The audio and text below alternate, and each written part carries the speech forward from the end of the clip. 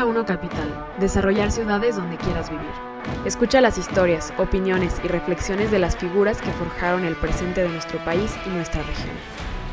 Este programa es presentado por Conjunto Empresarial Santa María, parque logístico industrial ubicado en el corredor automotriz más grande de Latinoamérica.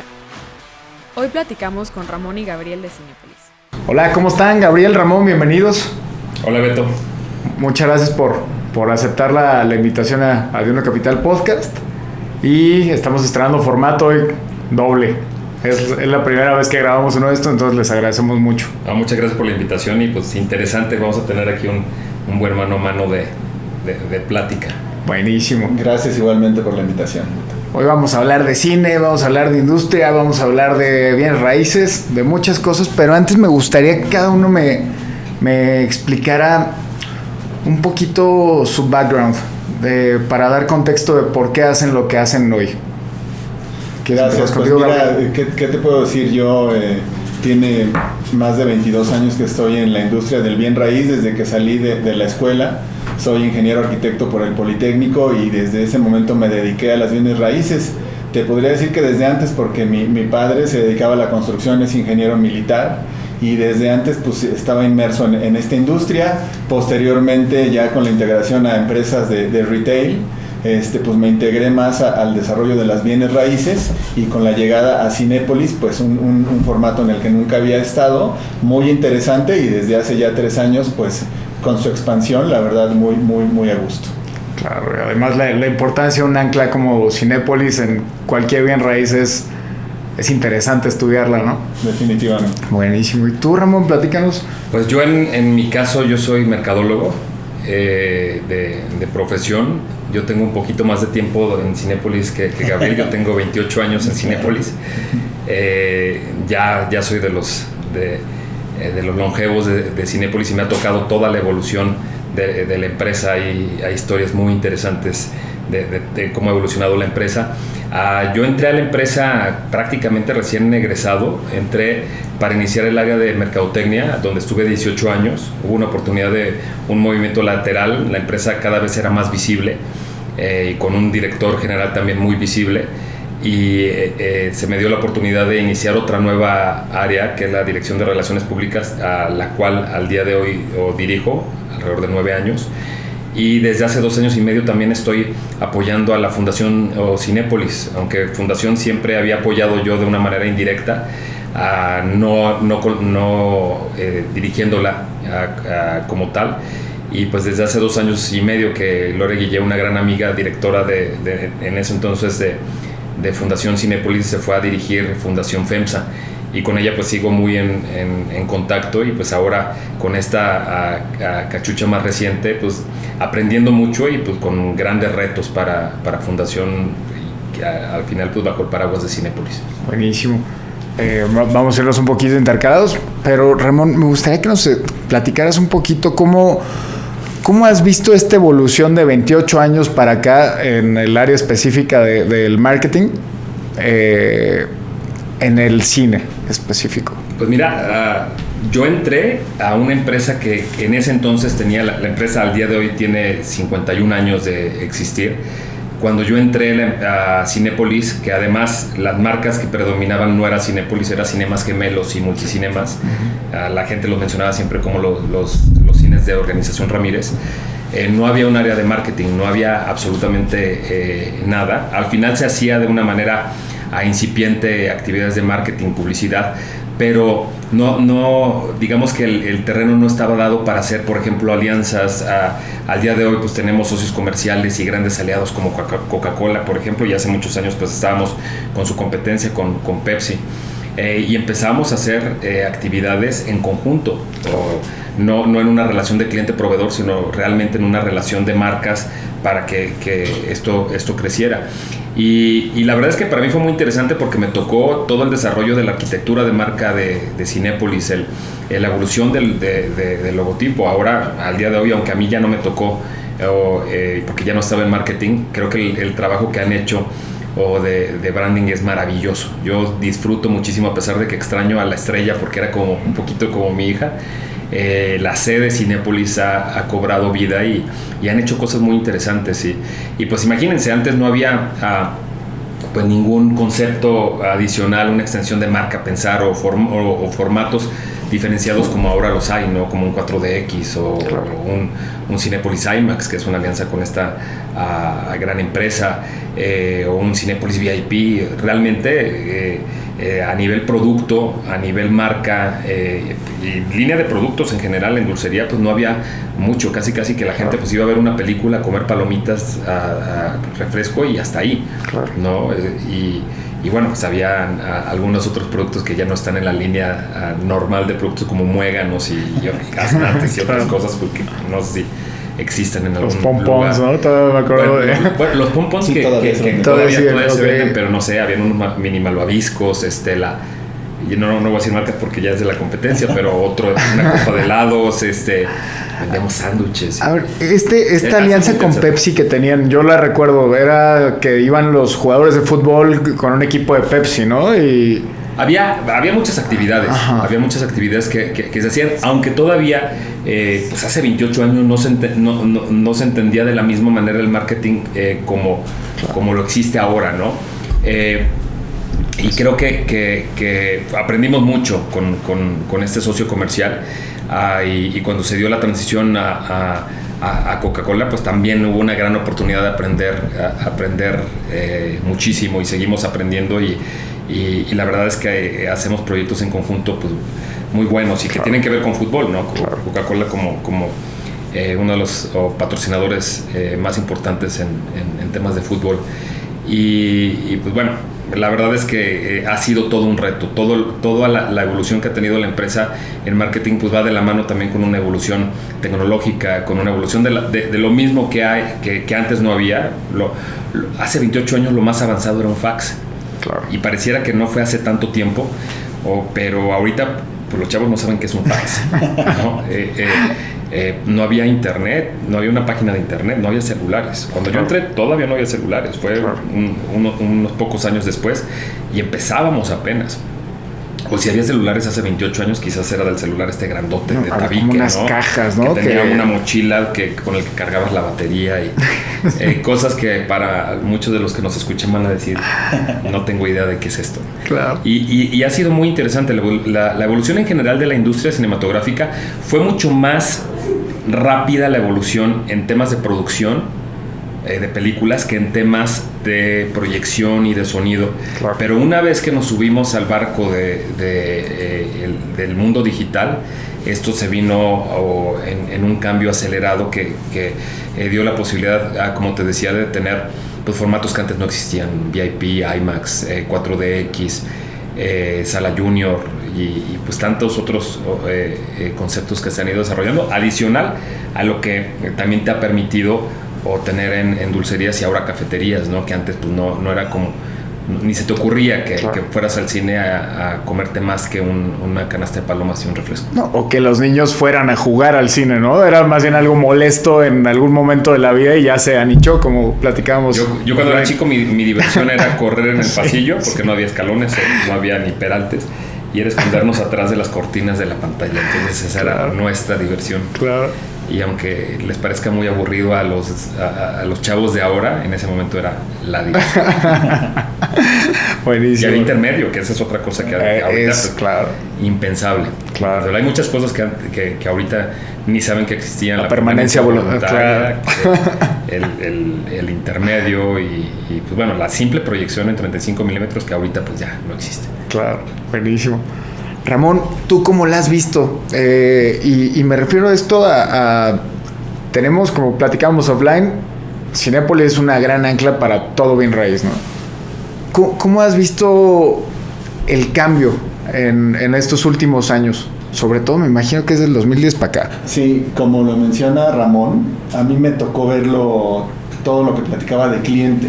Y cuando ya entras a la industria y te das cuenta cómo se desenvuelve y sobre todo cómo se ha ido desarrollando vertiginosamente con la tecnología, te das cuenta que los cambios son muy radicales, ¿no? El tema de los nuevos formatos que tenemos, la tecnología juega un factor importantísimo. El ver a entrar a un niño a una sala 4DX y quedarse guau con el movimiento, con todo. De repente te salpica el agua y dices, ¿qué está sucediendo? Eso pues es muy bueno. O no sé si tengan oportunidad de ir a la sala junior que tenemos. Es también una aventura completamente diferente. Es un parque de diversiones adentro de una sala de cine, claro, ¿no? Y jugar y regresar el intermedio. Entonces eso te da un valor adicional. También tenemos nuevas iniciativas. Si pueden ir al cine de Gran Terraza Cuapa, es un nuevo formato que está haciendo la diferencia en la modernidad. Ya estamos tratando de que el cliente no se forme y desde tu aplicación puedas acceder a todos los servicios que damos, y eso pues es un gran paso. Entonces sí me ha tocado ver cambios muy vertiginosos, pero a su vez que van de la mano con la necesidad del cliente, que al final de cuentas es a la gente que queremos satisfacer. Que la sala junior es la única sala que otra vez tiene intermedio, pero más obligado porque los niños pues quieren seguirse subiendo al tobogán y a la alberca de pelotas y a los diferentes montables, porque aquí por regla durante la función no pueden subirse por temas también de seguridad, y para que los papás estén al pendiente, y al final también para que vean la película. Pero algo también que evolucionó fuertemente es que los cines antes eran considerados subancla, ¿no? O sea, las anclas eran las tiendas departamentales, eran las tiendas de autoservicio, y los cines era como un adicional, porque eran menos salas y el flujo de gente era menor. Pero ahora con estos formatos, con estas multiplexes, pues obviamente hay un flujo de gente mucho más grande, y pues ya hoy por hoy y para algunos centros comerciales es considerado ancla a veces. Sí, es completamente de acuerdo. Es una mezcla, ¿no? Antes era, oye, invitamos al cine, bueno, pues invítalo. Ahora no, debes de tener un cine, porque la mezcla es lo que te va a hacer que tu centro comercial sea exitoso. Entonces, pues tienes que considerar a fuerzas tener una sala de cine. Claro, puedes llegar a la compra y terminar en el cine de tu día, ¿no? O ir a comer y pasear un rato en el mall, en el centro comercial, y ir al cine, que es lo que yo veo que hace mucha gente. Que la estancia en un cine ya es mucho mayor, no solo porque digamos que la duración promedio de una película ya es arriba de 2 horas. En mis tiempos una película era de 1 hora y media, y normalmente aparte veías los horarios y todas las salas estaban programadas 4, 6, 8 y 10.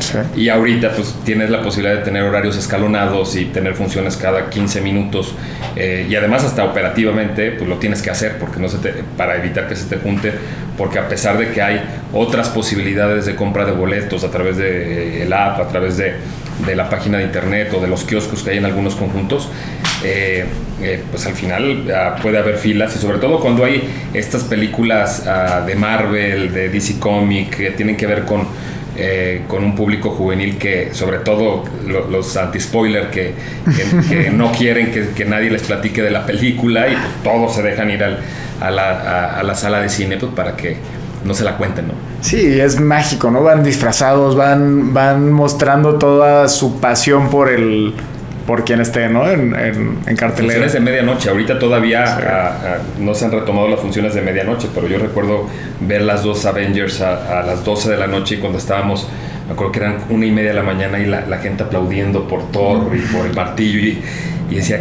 esto solo el cine. Claro. Esto solo pasa en el cine, porque era como un espectáculo en vivo. Pero era 1:30 de la mañana y los chavos estaban como si fueran las 4 de la tarde. Me encantaría que me platicaran por qué en México se gesta una de las compañías más importantes de proyección de cine. ¿Por qué en México y tal vez en otros países no tuvieron estas características para competir a nivel mundial como lo han hecho ustedes? Digo, a lo que yo sé, el VIP Cinépolis es el único que lo tiene. No, hay otras marcas que tienen este concepto. Hoy por hoy Cinépolis es el operador más grande de salas premium en el mundo, eso sí. Pero yo te diría, no solo por qué México, sino por qué Michoacán, y todavía más por qué Morelia. La familia Ramírez es los accionistas dueños de Cinépolis, están basados en Morelia. En realidad la empresa nació en Morelia. Hoy por hoy, por ejemplo, Cinépolis Morelia Centro, que es el cine sede del Festival de Cine de Morelia, que está por cumplir 20 años, fue el primer cine de la compañía. Y pues la familia está ahí. se dio digamos que de una manera natural, y ellos decidieron pues mantener sus operaciones en Morelia por el cariño que le tienen a la ciudad, y no irse a alguna otra ciudad. Al final, si hay oficinas en México, también es por un tema de eficiencias, pero pues seguimos teniendo la mayoría de la operación basada en Morelia. Hablando de México, claro. Y por qué de pronto una empresa nacional pues dio el brinco y empezó a crecer primero en Centroamérica, luego Sudamérica, luego brincó el charco y se fue a España, y entonces se fue un poco más lejos y se fue a la India, Indonesia, a países árabes. Yo creo que todo ha sido como una serie de eventos afortunados. Se empezó a mirar más allá de México, porque veíamos que México ya empezaba a presentar signos de saturación de salas. En Estados Unidos fue muchos años antes en donde se dio una sobreoferta, porque las cadenas más grandes del mundo están basadas principalmente en Estados Unidos. Nosotros hoy por hoy somos la tercera cadena en número de salas, la tercera cadena más con mayor número de salas. En número de boletos vendidos, aún en tiempos post-pandemia, somos la segunda compañía que más boletos vende en el mundo, y en términos de boletos por sala somos la número 1. Entonces somos, y no es con ánimo de presunción, sino de realidad. Creo que algo que ha sucedido es que Cinépolis es una mezcla muy interesante de una empresa que tiene una esencia familiar, que eso lo hace muy cálido, pero al final de cuentas que ha buscado profesionalizarse, institucionalizarse. Entonces creo que eso es lo que le da una combinación muy interesante, sin decir ni hablar mal de otras cadenas, pero creo que lo que han sabido hacer muy bien, y pues yo soy testigo de 28 de sus 51 años, que el crecimiento han buscado mantenerlo constante. Y eso también ha sido muy bueno, porque la industria cinematográfica de pronto tiene años muy buenos, con películas muy buenas, y de pronto tiene años que son muy malos. Y un crecimiento constante también te blinda que el momento que haya una película, un boom, un fenómeno, pues tenga suficiente infraestructura, suficientes salas para tener una oferta que te permita tener esa película en el mayor número de salas. Entonces creo que eso te podría decir como a grosso modo de tu pregunta original, Beto, en qué momento una empresa mexicana pues se convierte en la tercera más grande del mundo. Sí, está padrísimo, la verdad. Te contagias en cuanto entras a Cinépolis, te contagias del tema del cine, ¿no? En cuanto te dan tu curso de onboarding, te dicen cuál es la película favorita que te identifica. Entonces, y llegando al trabajo, todo es cine.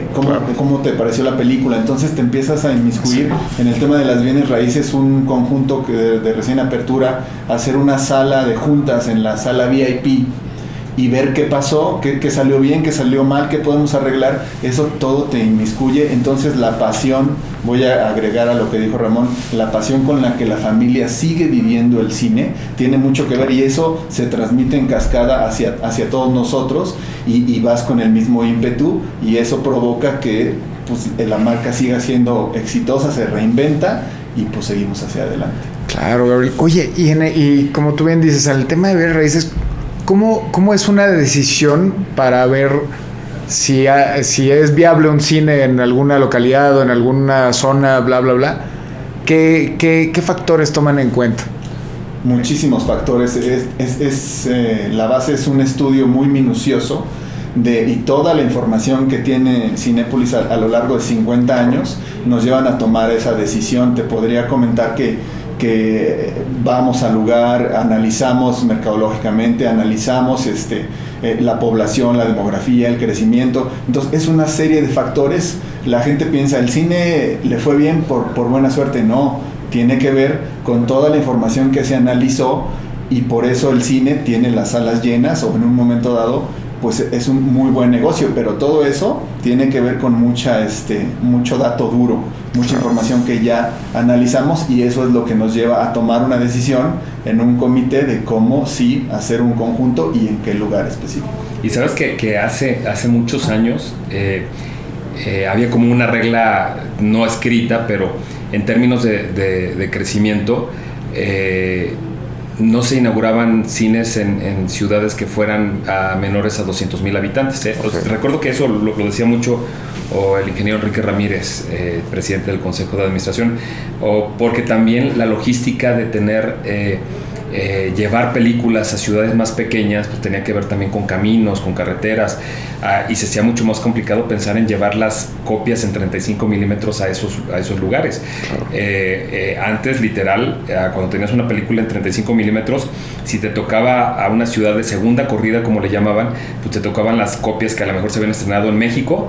Claro. Te llegaban ya todas rayadas, ¿no? Porque físicamente era lo que sucedía. Cuando se da la evolución digital, esto se abre. Yo te platicaba que la posibilidad de contenidos se multiplicó, se exponenció. Bueno, también la posibilidad de llegar a ciudades más pequeñas, y hoy por hoy tenemos ciudades de 50,000 habitantes, y con el cine digital ya todo esto cambió. Ya no hay digamos estas barreras físicas que antes tenías cuando proyectabas en 35 milímetros, y eso pues va de la mano con un boom inmobiliario, porque ya no es necesariamente, a lo mejor en una ciudad de 50,000 habitantes, a lo mejor no vas a hacer un centro comercial gigantesco, pero puedes tener una tienda de autoservicio muy digna, con un cine que a lo mejor no va a ser de 20 salas como de pronto encuentras en las grandes ciudades, pero sí un conjunto de 5 o 6 salas en un formato que le permite a la gente de esa ciudad o de esa población pues tener películas de estreno como en cualquier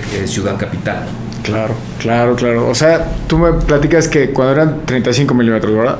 Era como en Ciudad Paradiso, que lo llevaban de pueblo a pueblo, o ese es otro formato. Sí, bueno, hace muchos años se hablaba de bicicletear. Okay. Ese era un término muy simpático, porque literal era una persona que cargaba con los rollos de películas para irse de un cine a otro en una misma ciudad, y se llamaba bicicletear porque subían a la bicicleta, subían los rollos y se iban corriendo a llevar la película.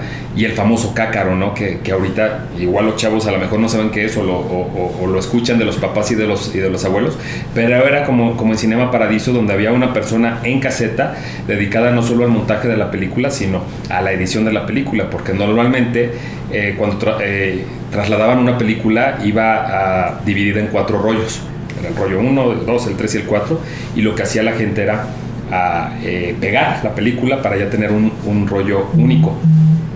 Antes había intermedios porque pues, por los sistemas que había, también necesitabas tener un momento para montar un nuevo carrete, digamos la segunda parte de la película, y se aprovechaba también pues, para que la gente saliera al baño, para que la gente comprara en dulcerías, con una dinámica totalmente diferente. Y ahora pues ya es otra historia. Estamos hablando, y además es un pasado muy reciente, porque fue en el 2013 cuando nos convertimos 100% digital. Es uno de los grandes hitos que como industria y como empresa tenemos, la digitalización. Claro. Y cambió o también la forma, supongo, y Gabriel nos podrá platicar mucho más, la forma en que se dio la interacción con los desarrolladores inmobiliarios, ¿no? Que ahora pues el diálogo es mucho más intenso y más rápido, ¿no? Porque constantemente ellos están haciendo nuevos centros comerciales, y el cine pues está ahí presente y es necesario, ¿no? Dentro de la oferta para el público.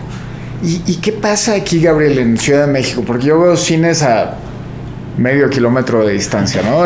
Y digo, para mí que soy de provincia, tal vez me suena muy absurdo, tal vez, o no sé, pero ¿cómo llegan a calcular todo eso? Me imagino, sí, obviamente es parte del estudio, pero ¿cómo miden esta sensibilidad en el mercado? La respuesta es la demografía, ¿no? Los estudios demográficos, los estudios de mercado. Efectivamente, puedes tener 2 conjuntos, uno cruzando la calle, y los 2 conjuntos pueden ser exitosos, pero eso tiene que ver mucho con los estudios previos, donde vas a atender a un cierto tipo de clientela. ¿De dónde viene esa clientela? ¿Cómo se mueven? ¿Cómo llegan al cine? ¿A qué vienen a la plaza comercial? Como tú bien lo mencionaste, vienen a hacer compras y luego se meten al cine. Todo eso forma parte ya de estudios. Ahorita con la tecnología, con todo lo que tenemos a la mano, ya puedes estudiar de cierta manera a tu cliente, sus tendencias, sus movimientos. Entonces eso hace que en una ciudad de más de 100,000 habitantes pues te dé para tener 1 o más cines. Claro. Y si de repente en zonas donde la demografía empieza a crecer, pues obviamente te va a permitir tener más audiencia. Caso contrario de la provincia, que en ciudades pequeñas pues puedes ir poniendo un cine, pero eso te lo da igual el estudio del mercado, de la gente, de cómo se mueve. Entonces ahí está tu respuesta. Hay cines cercanos porque hay mucha gente, por así llamarlo, y la gente pues le gusta ir a... Claro. Y además se van comportando un poquito como nichos, ¿no? Por ejemplo, pues Interlomas es un claro ejemplo en donde tenemos, creo que son 3 conjuntos los Correcto. Que tenemos operando ahí, de hecho, o Cinépolis Interlomas es el primer Cinépolis que inauguramos en la zona metropolitana. Okay. Cuando ya la competencia tenía varios operando. Ese fue el primero que me tocó cuando yo entré, fue la primera inauguración así grande ya siendo Cinépolis, ¿no? Cinépolis. Okay. No fue el primer Cinépolis de la compañía. Ajá. Los 2 primeros Cinépolis de la compañía ya como marca son Cinépolis Carrusel en Tijuana y Cinépolis Cinépolis Garzazada en Monterrey. Son los 2 primeros conjuntos que al día de hoy siguen operando, ¿no? Y son como icónicos para nosotros, como otras ubicaciones que también son icónicas, no sé, como el Diana, el Hollywood aquí en México y bueno, tantos otros más. Oye, Ramiro, yo desde que supe que teníamos esta entrevista me estaba frotando las manos porque quiero platicar contigo en narrativas. A ver, y narrativas creo que en el tema del cine es riquísimo, ¿no? Desde la narrativa que puede manejar Hollywood hasta la que tenemos internamente en las ciudades o en las empresas, ¿no? En todos estos años que llevas, ¿has visto cómo ves este cambio en narrativas de Hollywood hacia la gente? Y digo Hollywood por ser, pues, el dueño de, no sé si más de la mitad de la industria del cine, ¿no? No todo, porque Bollywood es hoy por hoy el productor más grande del mundo. Y Tollywood también tiene una parte importante. Lo que pasa es que sí, digamos que Hollywood sí tiene el cine que más exporta, ¿no? Y hay muchos países donde se consume muchísimo cine de Hollywood, no solo México, todo Latinoamérica y Europa, ¿no? Aunque hay otras industrias, otros países que tienen, digamos, cierto nivel de independencia, como Corea del Sur, o como la misma India. Claro. Y pues bueno, el tema, yo creo que Hollywood ha tenido retos importantes, porque en cuestión de narrativa, en cuestión de qué contarle a la gente, ahora es mucho más retador, ¿no? Porque aunque hay historias que se han, digamos, vuelto a contar, La Cenicienta no la han contado, o El Príncipe y el Mendigo no las han contado, Romeo y Julieta, hay historias de clásicos que se repiten con nombres diferentes, con actores, con actrices diferentes, con situaciones más actuales, más en lo que estamos viviendo en este entonces. Y creo que Hollywood ha tenido un reto importante, porque tiene fórmulas muy, muy probadas que funcionan muy bien en el cine. Sin duda, el cine de superhéroes a la gente le encanta. Es una euforia, porque además ataca a un público muy amplio, porque no solo es mis hijos de 17 y 21 años, también es el chavorruco de 52 que sabe apreciar, y porque además él vivió también su época de Hombre Araña y de Batman, y porque además son superhéroes mucho más longevos, ¿no? Con mucho más historia, pero también Hollywood ha buscado contar historias, digamos, rompiendo un poquito el molde, y por eso también creo que el cine independiente ha logrado tener su nicho, y también el cine europeo. Claro. México es el país, después de Francia, que más cine francés consume en el mundo, a través del Tour de Cine Francés, que afortunadamente Cinépolis fue en conjunto con la Embajada y con Nueva Era Films, han sido como grandes promotores y lograron conformar algo que la gente espera cada año. Y creo que lo que al reto que también se enfrenta Hollywood, hablando, digamos, de las producciones que van al cine. Claro. Ya si hablamos mucho más amplio de las producciones que van a plataformas, pues es todavía pues más encarnecida la pugna, la pelea por tener historias que sean relevantes, porque pues hay países que están haciendo muy bien su labor. Argentina está produciendo series muy interesantes. España no se diga. España tiene unas historias que han tenido éxito en todo el mundo. O vuelvo otra vez con Corea del Sur, que tiene películas y series maravillosas que yo creo que pues antes se daba como, digamos, como una barrera natural, porque pues simple y sencillamente no llegaban a los países, y ahora pues es mucho más. Y creo que también la producción local también está sucediendo mucho, ¿no? En México se están produciendo más películas. Allá no solo es la película, la comedia romántica, están buscando o llegar a otros nichos. Aquí en México, por ejemplo, el cine de terror hace muchos años estaba prácticamente centrado en Noche de Muertos y Halloween. O sea, se iba a finales de octubre y principios de noviembre, era cuando tú podías ver películas de terror, y ahora hay películas de terror todo el año, porque México es de los países que más terror consumen. Nos encanta. Nos encanta las películas de terror. Las películas de desastres naturales nos fascinan, y por eso, o sea, volviendo a todo el tema de las historias, creo que también eso es lo que está sucediendo. O sea, la gente empieza a buscar más otros contenidos. Está la fórmula probada, pero también está otros caminos. Nosotros tenemos en algunos conjuntos la que llamamos sala de arte, en donde hay cine de otras latitudes, cine de Estados Unidos pero independiente, y ahí te encuentras gratas sorpresas. De pronto es cine iraní, de pronto es cine alemán, y sala de arte pues también es el paraguas donde van todos los festivales en los que participamos, que es otro nicho adicional de gente que está buscando otro tipo de cine. Entonces sí es un reto importante, porque cada vez más somos consumidores de contenidos de todo tipo. Y las redes sociales y los celulares también nos llevaron fuertemente a tener más y más digamos que distractores, y somos cada vez más consumidores, y sobre todo los chavos, la generación Z, todos estos chavos que van atrás de nosotros son consumidores de contenido, lo devoran, ¿no? Claro. Oye, y en este tema de las distribuciones, como platicaste hace rato, ahora son mucho más ágiles,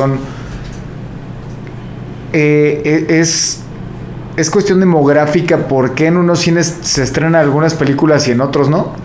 O sea, ¿cómo saben en qué cines sí meten una y ya no tanto, O sea, ya no tanto. Con la tecnología que comenta Ramón, ya puedes estrenar simultáneamente en varias ciudades una película, y con la misma calidad, porque con la era digital ya no tienes ese problema de trasladar la misma película. De copias físicas. Ajá. Claro. Sí, pero sí está claro que hay géneros que funcionan más en ciertas ciudades. Okay. Aquí también es un tema, al final de cuentas, de la experiencia que tiene el área de programación para poder saber qué títulos pueden funcionar. No tienen la bola mágica, pero sí tienen, digamos, años de experiencia como para poder buscar la mejor mezcla, ¿no? Porque sí, es un hecho que siempre habrá algún género, alguna película que funcione más a lo mejor en las ciudades del norte del país que en el sureste, por decir algo, o más en el centro o del país que necesariamente en zonas fronterizas de Estados Unidos, o a lo mejor en la península. Entonces,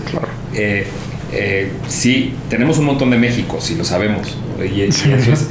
Si tenemos un montón de Méxicos, también simplemente en Ciudad de México tenemos un montón de ciudades de México. ¿No? La forma en que se comportan y lo que buscan de contenido también es un detalle fino que yo siempre digo que el cine es como un negocio, como una tienda de autoservicio en donde cambias anaquel cada semana. Y tu mezcla de producto cambia completamente, y a lo mejor vas a tener un jueves en donde se estrenaron películas infantiles de terror y de drama, y la siguiente semana vas a tener comedia romántica, vas a tener con más que cine, con la parte de contenido alternativo, a lo mejor reestrenos de ciertas películas o un documental o qué sé yo. Entonces esto es digamos que el tema como bien dice Gabriel, el tema digital te permite de manera transversal. Ya no es, híjole, pues nada más se lanzaron 500 copias porque dentro del presupuesto de la distribuidora solo podías producir 500 copias que iban a tener pues un ciclo de vida, ¿no? Y que a lo mejor una copia le iba a dar 3 vueltas a varios cines. Claro. Ya no es así, ya las copias digitales es diferente, ya no hay un costo que antes sí existía, y además ya tampoco hay un desgaste que antes sí existía. Claro. Hoy si ves una película que se estrenó el jueves pasado y la ves dentro de 2 meses, la vas a ver exactamente igual. Claro. Hace muchos años, o si hubieras visto una película que se estrenó este jueves y la ves 2 meses después, la hubieras visto rayada, la hubieras visto a lo mejor con el sonido o ya bien cortada, sobre todo cortada por las constantes ediciones, ¿no? Al momento de hacer el traslado de las copias. ¿Y por qué? ¿Cuál es la hipótesis de por qué la gente sigue yendo al cine? Que me parece que la platicamos hace ratito offline, pero me encantaría que nos la compartieran porque se me hace muy interesante. Pues yo creo que es una hipótesis que la comprobamos después de la pandemia. Porque antes de la pandemia estaba el tema del entretenimiento en casa, y no solo hablo de las películas, sino también de las series, también de los videojuegos y también de todos los contenidos que hay en redes sociales, en Instagram, en TikTok, todo lo que digamos que el contenido que consumen los chavos. Cuando se viene la pandemia y nos vemos todos obligados a estar encerrados en nuestras casas, pues obviamente los que no usaban plataformas las empezaron a utilizar, ¿no? Y empezaron a consumir contenido. Y creo que la gran diferencia que hay, y mira que yo me reconozco, me encanta ver series. Para mí, yo tengo muy separado, para mí el cine se ve en el cine y las series se ven en casa, punto. Aunque déjame decirte que hay algunas series que me encantaría ver en la pantalla grande, como Juego de Tronos y muchas otras. Que para mí están producidas para verse en pantalla grande. Y creo que la gran diferencia, lo que para nosotros fue súper claro, es que somos entes sociales. Independientemente de lo que nos ha tocado vivir en general, somos gente que necesitamos ver gente. Y una película de terror nunca se va a ver y se va a sentir de la misma manera cuando estás en una sala de 300 personas que van a gritar todos a la unísono, o siempre va a haber, porque además yo les digo, no me creen mis amigos, pero para mí las películas más divertidas son las de terror, porque te asustas, pero siempre te vas a reír después, porque siempre va a haber alguien que va a gritar, que te va a provocar risas y carcajadas, y eso jamás lo vas a vivir en tu casa. Claro. Porque a lo mejor va a estar con 3-4 amigos, pero pues está limitado a la tele que tengas y al espacio que tengas como para juntarte. Pero al cine vas con amigos, pero vas con muchos otros extraños que van a estar viviendo lo mismo que tú. Y el cine, lo que tiene, la gran diferencia que tiene el cine para mí es experiencias. Claro. Y es a lo que nosotros como Cinépolis nos hemos abocado, y eso es lo que a la parte inmobiliaria pues, les ayuda muchísimo. Claro. Al desarrollar diferentes conceptos, pues te da la posibilidad de tener una diferencia importante contra otras cadenas, ¿no? Es correcto. La pandemia, lejos de darnos el trago amargo, nos vino a enseñar muchas cosas, ¿no? Y sí, mucha gente vaticinaba, se va a terminar el cine, es su final, y la información y los movimientos de la gente nos indican que no, que como bien dice Ramón, tú lo que buscas es entretenimiento, y tú ves una película de terror en tu casa y pues sí te espantas, pero de repente te volteas a ver y dices, estoy solo, y vas al cine y es toda una experiencia. Claro. Y te espantas y te ríes y lloras, y es la experiencia que no vas a poder obtener más que en el cine. Entonces, sí, pues estadísticamente con el dato duro podemos saber que al cine le queda muchísimo más tiempo, y es lo que nos vino a enseñar. Y sin quitarle la importancia a otras fuentes de entretenimiento, porque también es el teatro, y también son los conciertos, y también es la Fórmula 1, y todo lo que tenga que ver con entretenimiento en masas, aunque sabemos que tenemos que cuidarnos, al final de cuentas tenemos esa necesidad de socializar. Claro. Y por eso, a pesar de que, bueno, en Cinépolis Click tuvimos que reinventarnos durante un tiempo, porque pues dejamos de tener una de las promesas que tiene Cinépolis Click clarísimas, es que vamos a tener en plataforma aquellas películas que van saliendo de cine. Cuando de pronto resulta que cierran nuestras salas y no tenemos películas en el cine, pues no tenemos películas que pasar en Cinépolis Click más que el catálogo que teníamos, y fue que empezamos a sacar conciertos. Tuvimos allá a Manuel Mijares, a Arjona, Alex Intec, y bueno, tuvimos ahí un acústico de BTS, y pues era una forma como diferente de vivir un concierto con mucha nostalgia. Y hablando precisamente de la nostalgia y hablando otra vez de lo poderoso que es el cine, fue que también logramos reinventarnos en esos tiempos, y empezamos a vender palomitas, y empezamos con las diferentes plataformas de alimentos, y logramos también como mantener esa nostalgia de la sala de cine. Decía, bueno, pues voy a ver una película en mi casa, pues por lo menos que las palomitas me sepan de cine, ¿no? Que no es por nada que son las mejores palomitas que hay en México. La verdad es que tienes un punto, porque yo platicaba con mi familia, con mi novia, y les decía, oye, ¿quién va a pedir unas palomitas por Uber del cine? Y las he pedido 20 veces. Y es una línea, sí, es una línea de negocio que llegó para quedarse, porque parecía que a lo mejor iba a ser como una línea de negocio que iba a estar mientras la gente volvía a las salas, y ahora que afortunadamente la gente regresa a las salas, pues también le gustan las palomitas en su casa. Sí, y tenemos una caja que seguro conoces, Beto, una caja para llevar, en donde, y no solo las palomitas, también compran hot dog y compran nachos, y eso pues también tiene pues sabor de cine, ¿no? Claro. Mencionabas que cómo nos reinventamos o cómo seguimos adelante, y lo que dice Ramón es cierto. Tenemos un caso, según el dato que nos arrojan en nuestras diferentes áreas. En el cine Diana hubo un momento antes de la pandemia donde vendías más dulcería, o bueno, el gasto de la dulcería, la venta de la dulcería era mayor, porque la gente de las oficinas no iba al cine, pero iba a comer a su hora de lunch, de la comida, comía palomitas.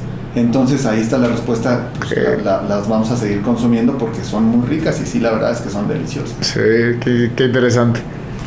Bueno, ¿y cómo ven ahorita a la industria como tal? ¿Está entregando las mismas calidades en el mismo volumen, o creen que este volumen ha ido paulatino conforme a la normalización de la pandemia, ¿no? ¿Volumen en cuanto a asistencia? No, volumen de producciones. De películas. Ajá. Híjole, es que ¿sabes qué es lo que sucedió? Y lo hemos platicado en algunos foros, que las productoras dejaron de producir durante 6 meses más o menos, y de pronto retomaron las producciones, pero habían otras producciones digamos en cola, y se empezó a provocar como un cuello de botella, porque aunque tenían salidas a lo mejor directo a plataforma, pues aún así las plataformas, a pesar de que pues al día de hoy aquí en México, igual que en muchos otros países, pues hay más de 7, 8 plataformas, el tema de contenido y de contenido exclusivo pues se hizo mucho más fuerte la lucha. Y en nuestro caso pues habían de pronto películas, no sé, por ejemplo, hubo una película que tardó mucho en estrenar, simplemente la de Top Gun o Maverick. Es una película que se iba a estrenar creo que desde el año pasado, no me creas si en el 2020, pero sí en el 2021, y algunas películas que los mismos estudios decidieron mantener, otras que decidieron mandar a plataformas. Yo creo que poco a poco se está normalizando y se está acomodando todo, porque creo que hubo, no para nosotros, o hablo de la ventana de cine, yo creo que ya está más normal, porque además, bueno, hoy por hoy, en tiempos post pandemia, ya en tiempos en donde todavía habían restricciones de aforos, tuvimos la película más taquillera que le ganó a cualquiera de las a cualquiera de las películas de Avengers, que es Spider-Man No Way Home, ¿no? Que a pesar de que teníamos ciertas restricciones de aforo, la gente se desbordó porque querían ver esa película en el cine, y además porque como tenía ciertos contenidos para los anti-spoiler era cuestión de vida o muerte para ellos, pues se fueron al cine y no se iban a esperar a que saliera en plataforma cuando ya les habían quemado la sorpresa, ¿no? Claro. Entonces creo que sí, todo se está normalizando, Te podría decir que sí se está normalizando. Creo que al final los estudios también ya entendieron que que los asistentes, cuando toman la decisión de irse directamente a plataforma, los asistentes que digamos dejaron de tener en la ventana de cine por no tener la ventana de cine, no los van a recuperar en la ventana de digital, en la ventana digital. Claro. Y eso también es como muy importante, porque además hay otra. El cine te da un poco más de relevancia, te da un spotlight que no te lo da la plataforma, porque tú abres cualquier plataforma y hay cantidad de títulos que ponen en el carrusel, ¿no? Aunque te dan sugerencias y todo.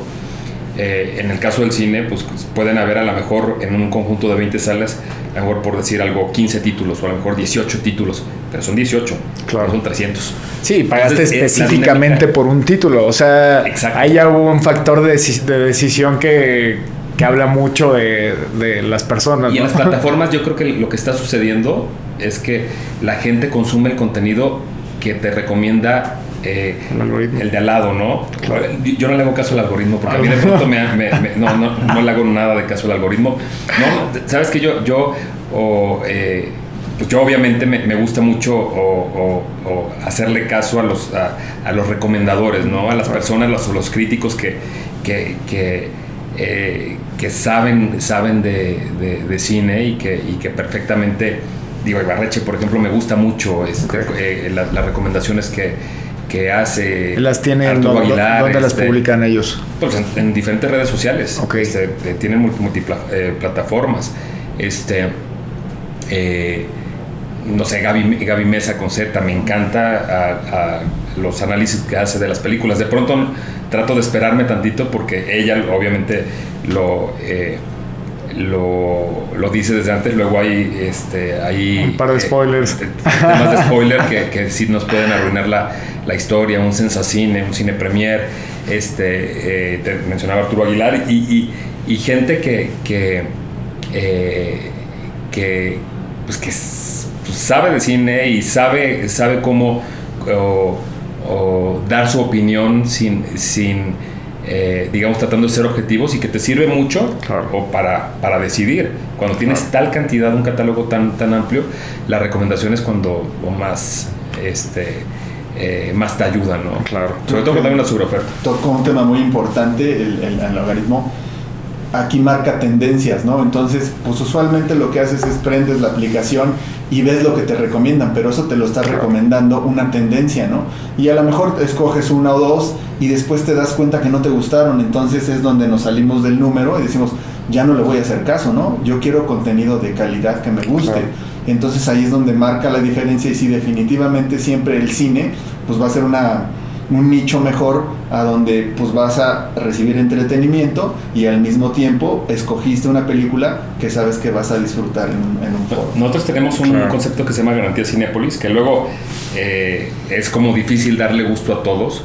O hay una película que recientemente tuvo Garantía Cinépolis, que para mí es de lo mejor que he visto en el año, o que se llama Todo en Todas Partes al Mismo Tiempo, que a algunos influencers no les gustó. A mí me pareció una película profundísima, una película con una cantidad de mensajes.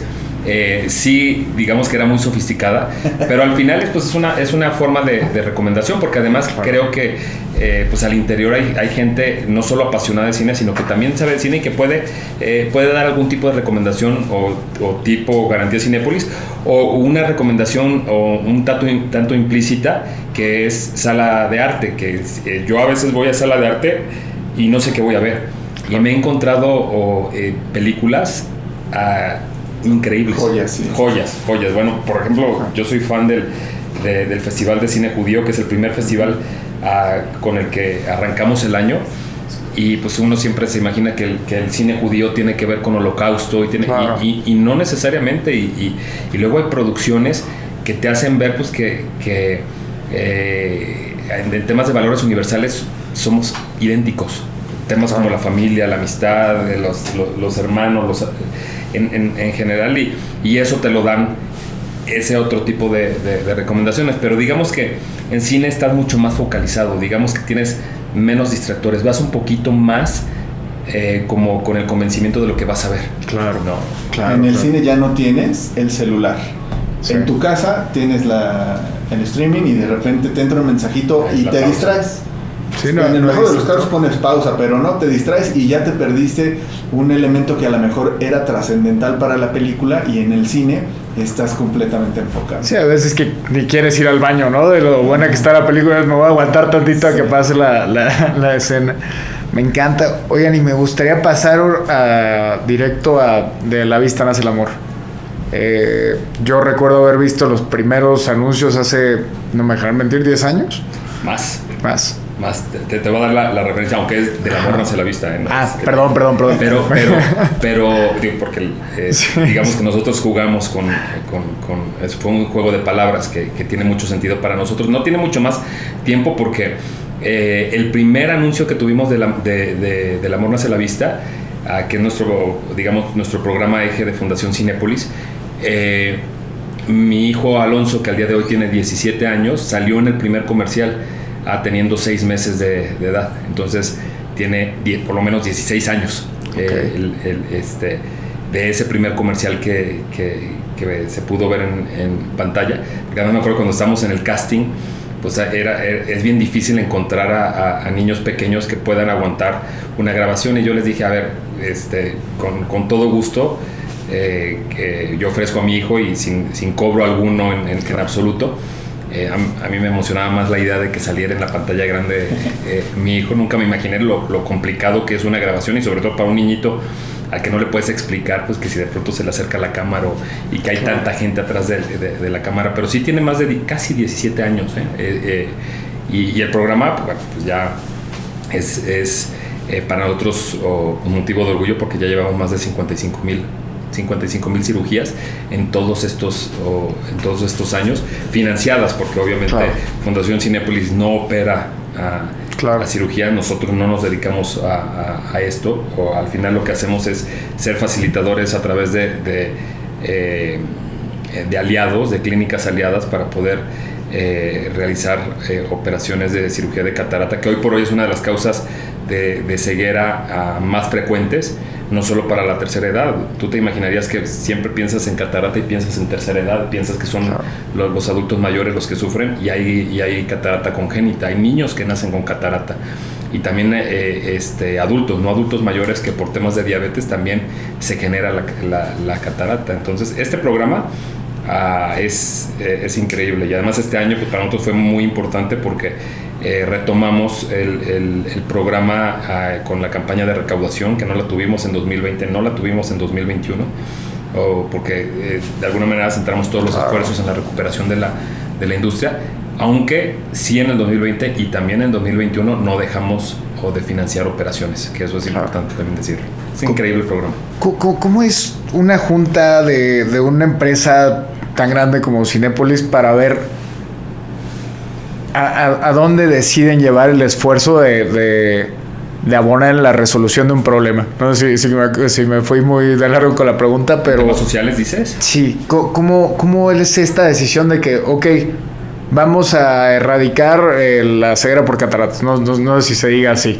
Sería muy ambicioso, porque nosotros ponemos un granito de arena, pero es muy grande, porque a pesar de que la esperanza de vida ha crecido, pues la esperanza de vida también ha crecido en años adicionales, pues de otras enfermedades que a lo mejor no eran tan recurrentes, una diabetes, pero también osteoporosis y temas, por ejemplo, de pérdida de oído, pérdida de vista, etcétera, pérdida de movilidad. Y yo estuve en todo el proceso en su momento, y fue muy interesante porque nosotros teníamos 2 vías de acción: salud visual o salud auditiva, porque en el cine pues vas a ver y escuchar una película, ¿no? Y bueno, también vas al final a degustar, pero el gusto, digamos que no era como el eje que estábamos revisando. Decidimos que fuera salud visual, y de ahí empezamos a revisar y acercarnos aliados en su momento con la PEC, la Asociación para Evitar la Ceguera, que está basada aquí en Coyoacán. Y empezamos a ver, pues, todas las variantes que hay de enfermedades relacionadas con pérdida de visión, no solo temas de catarata, pues también es el glaucoma, el tracoma, otros padecimientos, digamos, menores, pero que no menos importantes, estrabismo, astigmatismo, miopía, párpado caído. pero también había temas de mácula y temas que era más difícil poder pensar en sobre todo revisamos de los padecimientos cuál era el padecimiento que atendiéndolo era más costo eficiente, y ese era precisamente la diabetes, porque con una operación ambulatoria la gente podía recuperar la vista. O quitar la catarata y poner un lente intraocular era la diferencia literal de la noche al día para la gente, cosa que hay muchos padecimientos que no se pueden quizás detener, pero hay vista que no se puede recuperar. Actualmente estamos apoyando otras causas con la PEC y otras instituciones, algunas que no tienen que ver con salud visual, pero en temas de salud visual encontramos como una buena oportunidad, no solo de hablar de la catarata y lo que nosotros estamos haciendo para apoyar esta causa, sino otras esfuerzos que se están haciendo también de prevención, porque hay padecimientos que con prevención puedes lograr que se detenga, y muchas veces hay padecimientos que no sabes que tienes en términos de salud visual, y que ya cuando te das cuenta ya es muy tarde. Claro. Entonces, como por ejemplo la retinopatía diabética y muchos otros padecimientos. Entonces, hemos aprendido mucho dándole su lugar a los expertos, a los que saben, y siendo nosotros al final nada más un vehículo y un facilitador para poner un granito de arena con que es el programa más importante, más otros muchos programas que estamos afortunadamente reactivando. No, y la diferencia de calidad de vida de alguien, como tú dices, de pasar de la noche al día, debe ser increíble, ¿no? Y sobre todo, ¿sabes qué, Beto? Que lo que permite también, porque muchas veces cuando hay una persona mayor que no ve, siempre va a haber un adulto adicional, o quizás un niño que tiene que cuidar a este adulto mayor porque no ve y porque está en riesgo al estar solo en su casa. Y al momento de recuperar, hay muchos que hasta económicamente pueden volver a aportar, o por lo menos pueden ayudar en casa, y en lugar de que los cuiden, ellos a lo mejor pueden cuidar. Y eso pues tiene como un efecto multiplicador, porque no nada más es a una persona que beneficias, a veces es a un sistema familia completo, entera. claro. Sí. No manches, qué padre, la verdad, a mí me encanta ese. Ya me pasaron el papelito que cerráramos la entrevista. Feliz de la vida. Gracias. Pero sí, para irle dando un poquito de cierre, me gustaría que tú, Gabriel, y tú, Ramiro, me dijeran, si pudieran dejarle un consejo a sus hijos, ¿cuál sería? ¿Consejo referente a...? Un aprendizaje que tú tengas que fuera lo único que les puedas dejar. No, bueno, pues el tema con los hijos, ¿qué te puedo decir? Yo tengo 2 adolescentes. Lo que quieres hacer es convertirte en una mejor persona y dejarles los mejores consejos para que este mundo tan cambiante en esta era digital, pues ellos puedan pues ser buenas personas y salir adelante. Ese ha sido mi consejo hacia ellos siempre. Gracias. Yo creo que un consejo que yo pienso para mis hijos y que trato de que a mí me gusta ser congruente con lo que digo y con lo que hago, y me gusta predicar con el ejemplo. Y algo que creo que es bien importante es entender que tú no puedes solo, ¿no? O sea, tú puedes hacer muchas cosas, pero vas a hacer muchísimo más cuando te rodeas de gente, cuando hacemos... Yo creo que el bien colectivo siempre va a ser mucho más grande, mucho más relevante, digamos, que el bien unitario, ¿no? Y yo lo que les digo a mis hijos es, siempre traten, cuando estén en posibilidades de ayudar.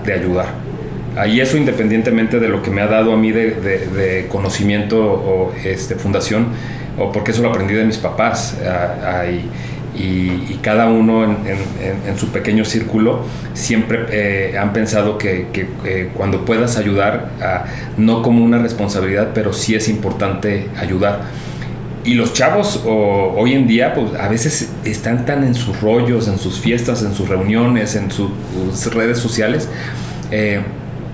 que no es que sean diferentes a cuando nosotros éramos chavos, pero sí son diferentes.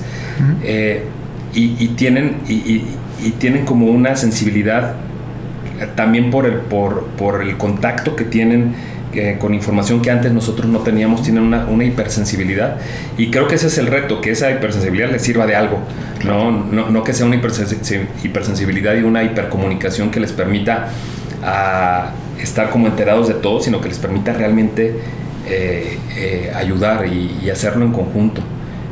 A mis 2 hijos, yo también tengo, igual que Gabriel, tengo 2 hijos, o también, bueno, uno de 21 años, uno es músico y otro todavía es preparatoriano, y lo que yo les doy de consejo, y es un consejo adicional, y perdón que me extienda, es que tienen que buscar lo que les apasione, porque cuando hagan lo que les apasione y ganen dinero de lo que les apasiona, van a ser felices, porque en ese orden, porque muchas veces los chavos sienten que el fin último es tener, el fin último es lograr, el fin último es tener una casa, tener un coche, tener viajes, y a costa de que hagan cosas que no les gustan. Entonces creo que acá con mi hijo o mayor me encanta, porque desde chico fue muy claro que su camino era la música, y ahora que terminó en el conservatorio la carrera de piano, que ahora se le viene un reto importante, yo le decía, hijo, estás haciendo lo que te apasiona y eres bueno en ello, vas a ser muy feliz, porque el dinero que llegue va a ser el dinero que necesites. Y eso o cambia totalmente el modelo, y ese es el reto que tienen los chavos, porque luego los chavos quieren ser famosos. Sí. ¿En qué momento se dieron cuenta ustedes para qué eran buenos? Sobre la marcha. Dicen por ahí que son misteriosos los caminos del Señor, pero los tiempos son perfectos. Entonces, sobre la marcha, yo soy ingeniero arquitecto de origen, me veía construyendo toda mi vida, pero un buen día me enfrentan un modelo financiero de una tienda de retail, una plaza comercial, y digo, wow, desde aquí controlas la construcción y muchas otras cosas más. En ese momento te empiezas a enamorar de este medio, y como bien dice Ramón, te enamoras y dices, wow, hago lo que me gusta y aparte me pagan, pues estoy donde debo estar. Claro. Pues yo te puedo decir que yo soy afortunado porque estuve en el lugar y en el momento adecuado, porque a mí me contrató en su momento el ingeniero Enrique Ramírez, recién egresado de Mercadotecnia, porque quería un mercadólogo para iniciar el área de Mercadotecnia, y a mí me encanta Mercadotecnia y me apasiona el cine. Y te puedo decir que además el mismo camino y los años que llevo en esto me ha llevado a otros caminos adicionales que me apasionan. Y recientemente el tema de labor social me tiene abrumado, ¿no? Porque ya después yo no me puedo quejar de un trabajo monótono, aunque son 28 años, porque ni en mercadotecnia ni en relaciones públicas el trabajo es monótono. Estamos siempre con cambios constantes, y en una industria además que es tan cambiante y tan interesante.